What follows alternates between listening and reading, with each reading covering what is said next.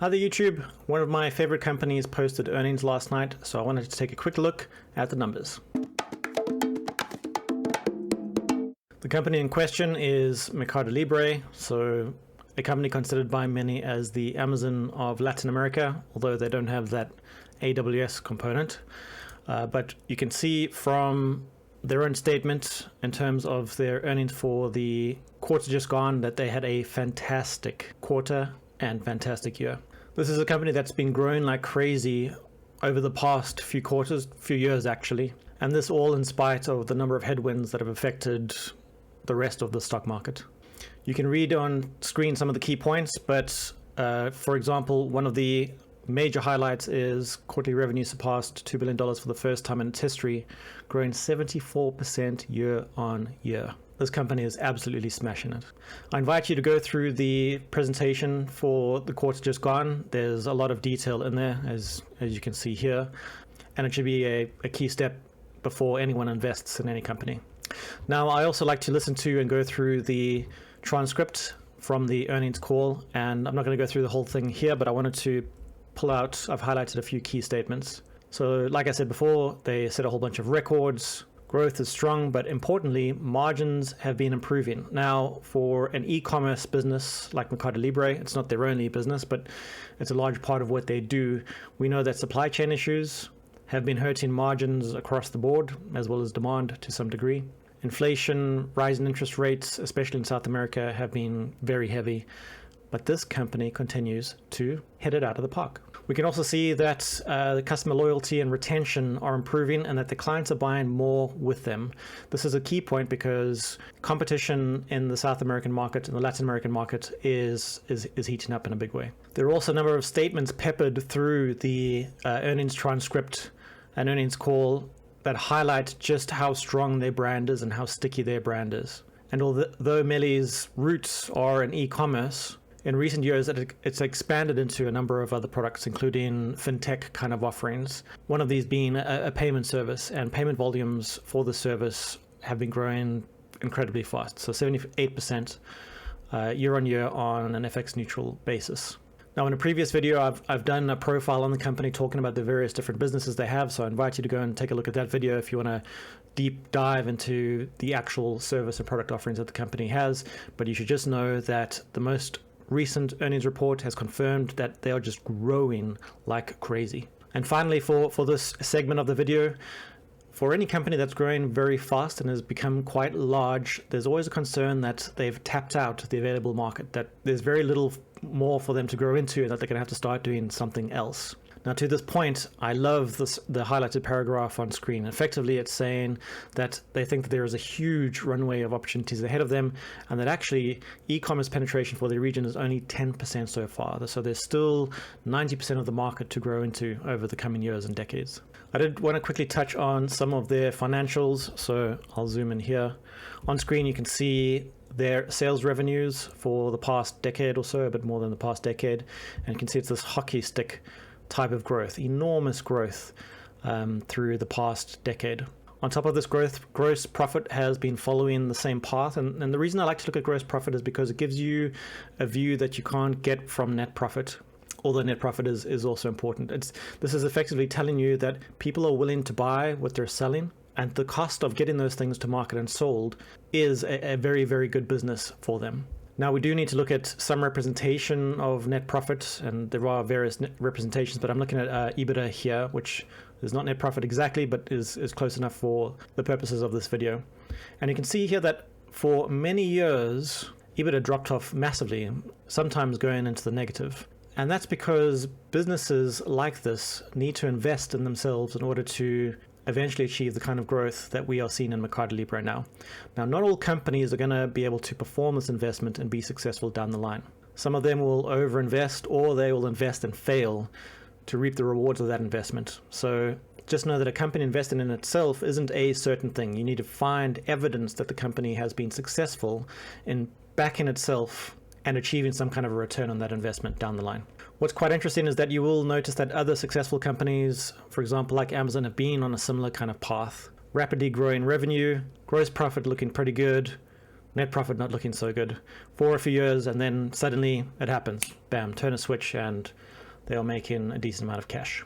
What about the share price? Well, this is a very interesting point. So Mercado Libre hit an all-time high last January, so over a year ago, and since then has been quite volatile, ultimately ending down 55% up until a few days ago. Now, why would such a successful company be falling over such a long sustained period?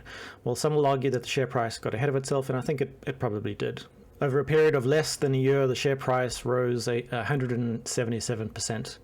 And, the company was growing, but I don't know if that kind of rise in that time frame was justified. Now, to flip that question on its head, does it deserve such an aggressive sell-off? Well, emerging market stocks are more volatile generally than developed nations markets and stocks.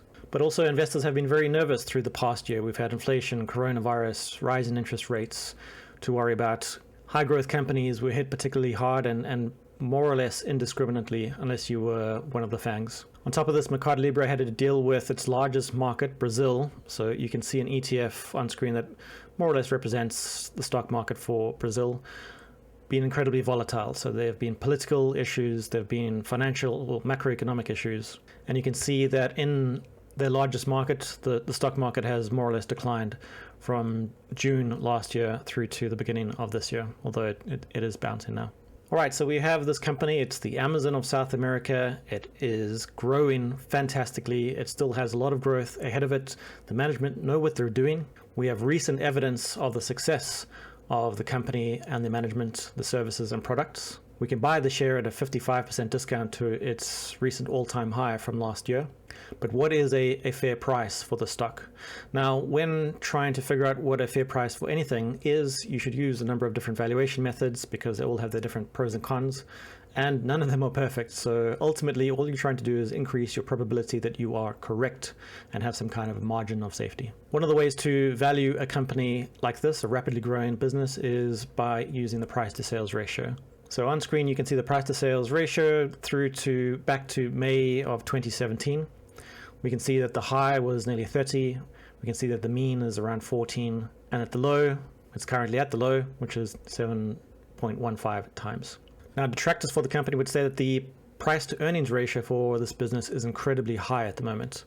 And while this is something that we might want to look at, it is a little alarm bell. I think we can dismiss it pretty easily. So the PE ratio is insanely high at 600 times. But like I said before, this is a company that invests heavily in itself. So the E, the denominator in the price to earnings ratio, is being poured into investment in the company in order to achieve high returns in the future. Once again, to compare this to Amazon, if you go through Amazon's historical price to earnings ratio, you'll see some periods where the number is incredibly high, hundreds of times. So in this case, I think the backward-looking price to earnings ratio is not very helpful in terms of a valuation.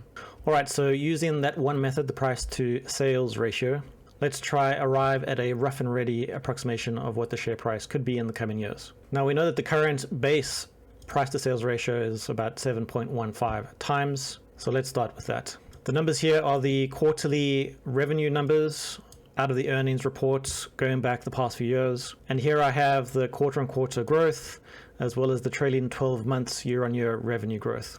Above these in gray, I have my estimates in terms of revenue growth. So if I look through the past few quarters, the average Q-on-Q revenue growth is about 16.5%. So you can play with these numbers, and you should experiment to try to determine what your bear case, bull case, and median case is. If I was to assume that for the next quarters they achieve 10% revenue growth, the few quarters after that they achieve 7% revenue growth, then they slow down to 5% revenue growth, and then ultimately 2-year revenue growth, Q-on-Q through to September 2026. We can then arrive at some kind of an estimate of the revenue that they'll be pulling in by that quarter. Now, the price to sales ratio is literally the price per share divided by the sales or revenue per share to arrive at a ratio. And since we have an estimate of the potential revenue and we know the number of shares that there might be in the business at that point in time, we can then use those numbers together with the price to sales ratio to estimate what the share price might be. So if the price to sales ratio remains at the low that it currently is at now, then the share price by 2026 could be $3,714, which represents 212% upside from today's share price. Now, I think that over the next few quarters and years, because interest rates are high, we're going to see multiple compression within the businesses in the stock market. So I think that Mercado Libre might not get back to its mean of 14 times price to sales. Let's take a look and just see what would happen if it did. That would mean that the share price by 2026, based on these calculations, would be 600% up from today. But I think it's probably more likely that we're going to see some multiple compression. So let's say a price to sales ratio of 10 is what we're going to achieve, and that would represent a 377% return on our investment. Once again, I think that you should probably play with these numbers a little bit in your own calculator. So let's say that they don't achieve 10% for the next few years and it's 7%, it's lower than expected, then there's still a decent return here. So long story short, I have played with these numbers and my other calculators to determine valuation of Mercado Libre, and I think that there is a decent margin of safety for investors at the current stock price. So in summary, Mercado Libre, the Amazon of South America, minus AWS, but they have other services that Amazon doesn't offer, growing incredibly fast, still a huge amount of addressable market to grow into, recent evidence of success, a huge hit on share price recently, a company that has operated in the toughest of conditions and still grown like gangbusters, and that's why I'm particularly bullish on this stock. All right, speak to you soon. Goodbye.